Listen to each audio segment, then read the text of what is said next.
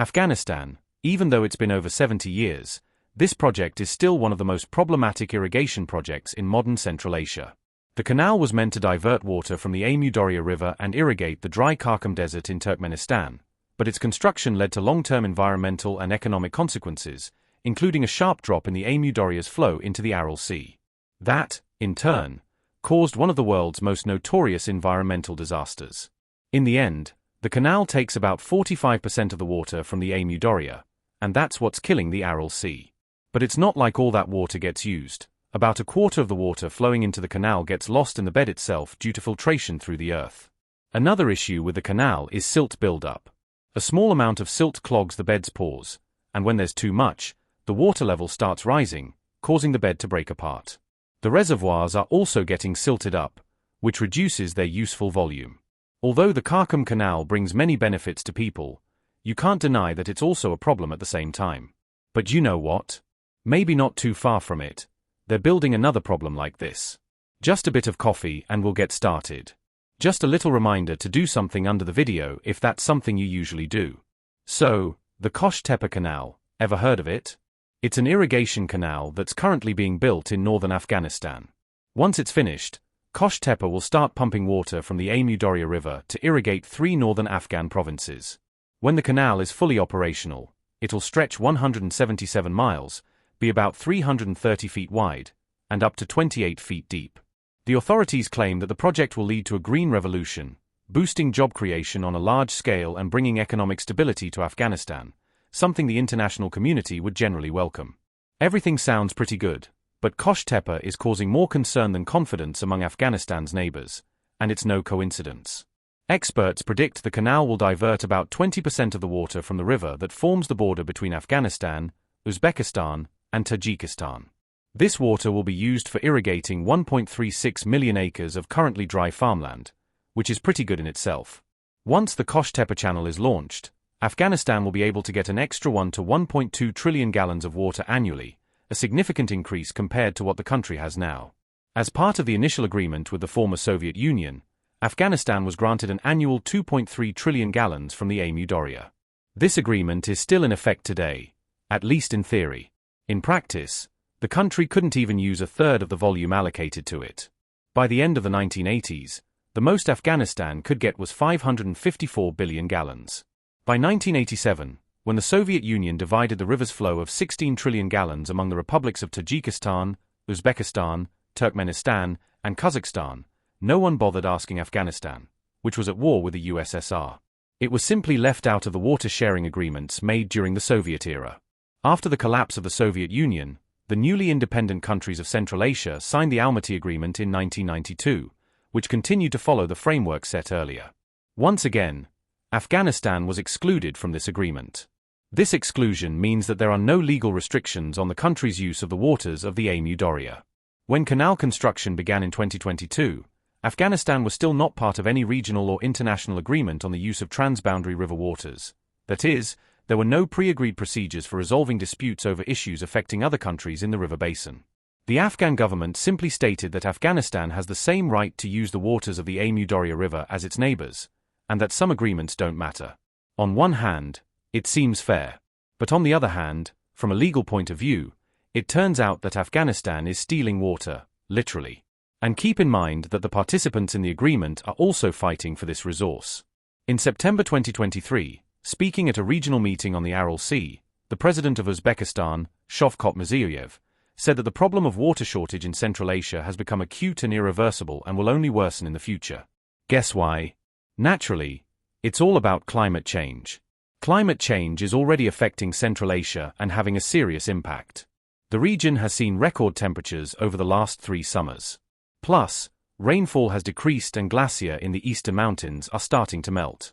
Unfortunately, Afghanistan remains in the most difficult and vulnerable position in the region, and I'm not even talking about the political, economic, or social situation right now. According to some reports, over the last 70 years, the average temperature in Afghanistan has risen by 3.2 degrees Fahrenheit, twice the global average. This is a very alarming warning sign. The people of Afghanistan, already suffering from years of war and internal conflicts, are also facing a terrible humanitarian crisis and a shortage of water. The country's water supply system has long been broken due to prolonged and frequent conflicts, and everything else has started to fall apart too. For example, in the 1970s, 8.6 million acres of land were being cultivated in Afghanistan, but now that number has dropped to 3.7 million acres. The development of wasteland and the irrigation system is crucial for Afghanistan. In its recent report on Afghanistan, the United Nations Development Programme noted that around 79% of the population doesn't have enough access to water and 67% of households are facing difficulties related to drought. To tackle such a serious crisis, the current authorities in Afghanistan have announced the launch of about 300 projects aimed at managing water resources in various provinces. The Kosh-Tepe Canal, first proposed back in the early 1970s, is one of the major projects. Besides the obvious benefit of having water, it's expected that industries linked to the canal will be able to employ over 250,000 people. Improvements in agriculture and employment will have an impact on a number of social issues, many of which are caused by extreme poverty. It's hard to live well when you simply don't have something as essential as water. It's no surprise that Afghanistan is ranked 7th on the list of countries most vulnerable to climate change. People are already struggling with droughts, floods, and other natural disasters, and forecasts say it's only going to get worse. It might seem like sharing water in such a situation is the right thing to do, but the canal still worries Afghanistan's neighbors. The Amu Darya itself is the largest and most water-rich river in Central Asia. It's 1,578 miles long with a basin area of 119,000 square miles. The Amu Darya Basin irrigates 5.7 million acres of land in Uzbekistan, 4.2 million acres in Turkmenistan, 1.2 million acres in Tajikistan, and 250,000 acres in Kyrgyzstan. In total, 80% of all the water resources in Central Asia come from the river. No wonder the Amu Darya is so important. However, the completion of the Kosh-Tepe Canal could radically change the water situation and balance in Central Asia, especially if construction continues the way it's going now without a collective effort to study its aspects and the channel's impact on, well, probably everyone around. People are especially worried in countries downstream of the river, Uzbekistan and Turkmenistan. The opening of the canal could negatively affect Uzbekistan's cotton industry, which relies heavily on water, reducing GDP by 7% by 2030. I mean, a decrease is unpleasant, but it's small, it's something you can work with.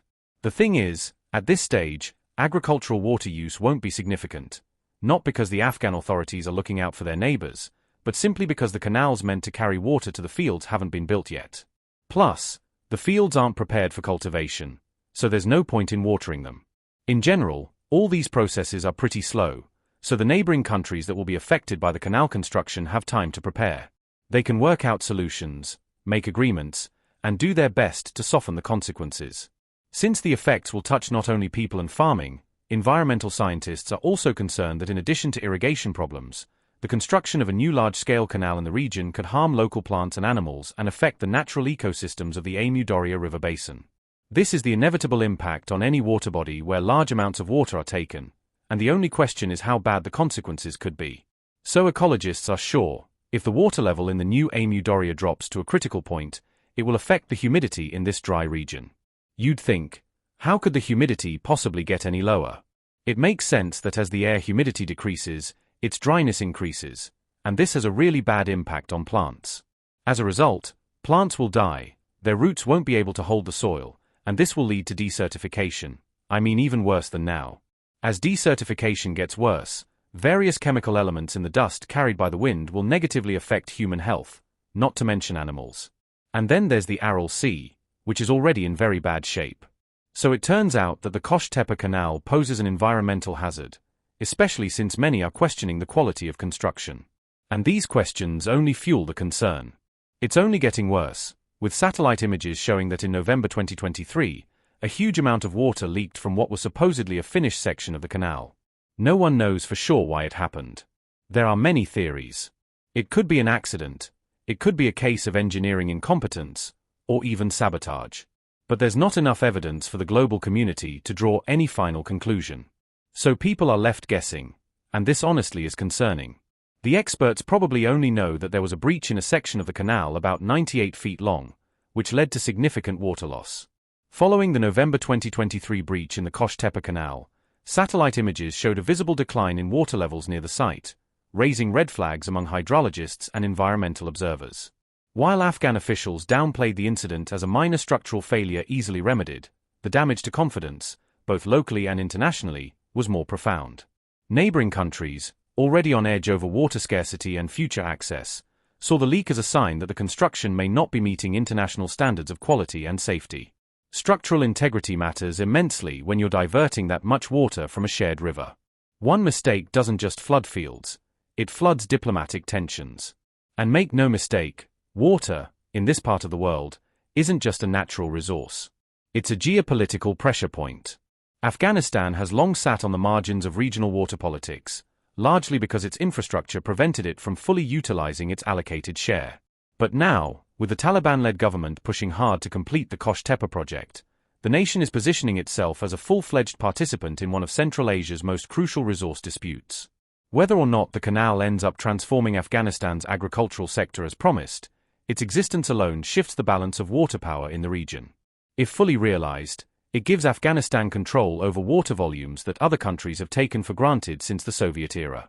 That's a seismic shift, and it's making already fragile international relationships even more brittle. Uzbekistan and Turkmenistan, the two countries most reliant on downstream flows from the Amu Darya, have no formal leverage over Afghanistan's usage of the river. Unlike treaties like the Indus Waters Treaty between India and Pakistan or the Nile Basin Initiative involving Egypt and Ethiopia, there is no enforceable legal framework binding Afghanistan to fair use principles. For Uzbekistan, whose cotton industry and food security rely heavily on irrigation, the lack of enforceable oversight is especially troubling. Some Uzbek officials have warned that if flows drop substantially, the country could face desertification in its eastern agricultural zones, food insecurity, and internal displacement of populations. Yet, despite the tensions, no nation wants to appear aggressive or confrontational toward Afghanistan, not least because of the complex political dynamics surrounding the Taliban regime. International recognition remains sparse, and any engagement risks signaling implicit approval. That means negotiations over water must be delicately managed, often through back channels or third-party mediation. Organizations such as the United Nations, the World Bank, and regional development groups have quietly encouraged dialogue, urging Afghanistan to adopt cooperative mechanisms and submit to water-sharing assessments. So far, though, Afghan leadership has remained firm. The Kosh-Tepe Canal is a sovereign project, and the nation has a right to use its own water resources as it sees fit. This kind of posture, while legally arguable, does little to build trust. It reinforces fears among Central Asian countries that Afghanistan may prioritize national development at the expense of regional stability. And unfortunately, in a part of the world already experiencing acute environmental stress, destabilizing one aspect of the ecosystem often cascades into others. The Aral Sea catastrophe, a direct consequence of Soviet-era irrigation mismanagement, remains a haunting example. What was once one of the world's largest inland seas has been reduced to a toxic desert basin. Local climate change, ecological collapse, and health crises followed in its wake. The ghost of the Aral Sea now hovers over every new water infrastructure project in the region.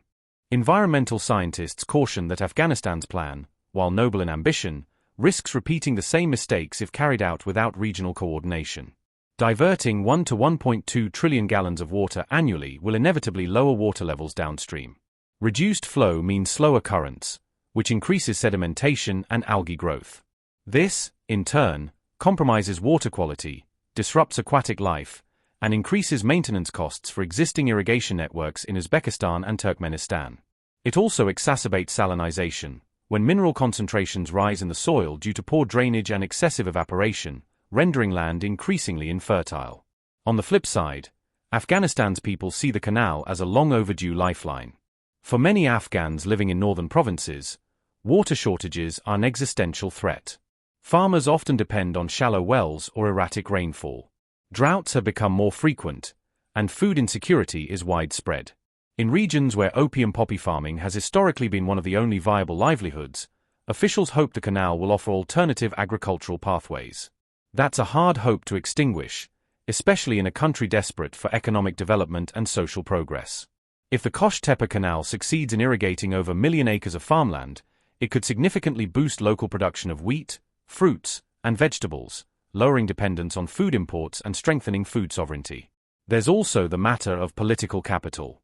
For the Taliban government, showcasing the canal is a powerful symbol.